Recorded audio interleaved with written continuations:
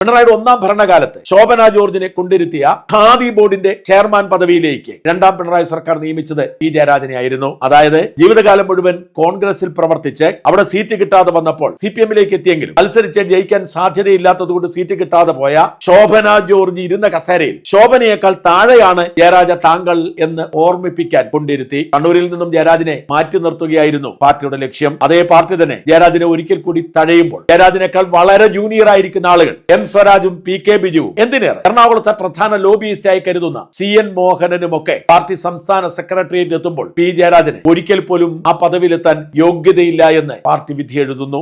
RSS നേതാക്കളുമായി കൂടിക്കാഴ്ച നടത്തി എന്നതടക്കമുള്ള ആരോപണങ്ങളെ തുടർന്ന് LDF കൺവീനർ പദവി നഷ്ടപ്പെട്ട പി ജയരാജനെ പോലും വീണ്ടും നിലനിർത്തിയിരിക്കുകയാണ് സംസ്ഥാന സെക്രട്ടേറിയറ്റിൽ. അതാണ് പിണറായിയുടെ കാലത്ത് CPM-ന് വന്നിരിക്കുന്ന മാറ്റം. പിണറായിയെ സ്തുതിക്കുന്നവർക്ക്, സ്തുതിഗീതങ്ങളൊക്കെ പിണറായിക്ക് മാത്രമാണ് അർഹതപ്പെട്ടത് എന്ന് വിശ്വസിക്കുന്നവർക്ക്, അഴിമതിയും വർഗീയതയും പറയുന്നവർക്ക് മാത്രമേ പാർട്ടിയിൽ ഉയർച്ചയുള്ളൂ. അല്ലാത്തവർ ജയരാജനെ പോലെ പുറത്താക്കപ്പെടും. അതെ, CPM-ന് വേണ്ടി ജീവിതം മുഴുവൻ മാറ്റിവെച്ച് ഒരു നയാ പൈസ സ്വകാര്യമായി സമ്പാദിക്കാത്ത, മക്കൾ ദീർഘകാലം ഹോട്ടലിൽ പണിയെടുത്ത് ജീവിച്ച പി ജയരാജന്റെ വിധി തന്നെയാണ് അന്ധരും അടിമകളും എന്നാൽ സത്യസന്ധരുമായ കമ്മ്യൂണിസം ഇവിടെ നടപ്പിലാക്കാൻ പോകുന്നു എന്ന് കരുതുന്ന പാവപ്പെട്ട അടിമ പാർട്ടിക്കാർക്കുള്ള സമ്മാനം.